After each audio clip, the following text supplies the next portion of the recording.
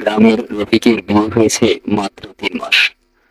তার বউ কণা একটু বেশি সাজগোজ প্রিয় আর সোশ্যাল মিডিয়ায় পাকা। একদিন সকালে রফিক চা খেতে খেতে বলে, বউ একটা ডিম ভাজা দিবা? কণা তখন আয়নার সামনে দাঁড়িয়ে আইলাইনার দিচ্ছে, মুখে হালকা বিরক্তি নিয়ে বলে, ডিম? তুমি তো কাল বলছিলা ওজন বেড়ে যাচ্ছে। রফিক বলে, ওজন তো তোমার বেড়ে যাচ্ছে, আমি তো শুকনা কাঠি। বউ চুপচাপ রান্নাঘরে গিয়ে একটা ডিম ভাঙে, কিন্তু মনোযোগ ছিল না। ডিম পড়ে ফেটে যায়। এতেই রফিক চিৎকার করে উঠল, ডিম ফাটাইলা?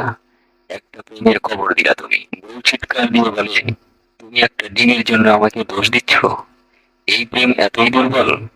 তখন পাশের ঘর থেকে রফিকের মা বলে, বউ স্বামী ঝগড়া শুনতে হইলেও এই প্রথম শুনতাছি ডিম ফাটা সমান সমান প্রেম ফাটা।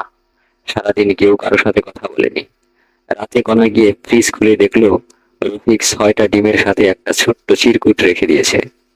ফাটাইলে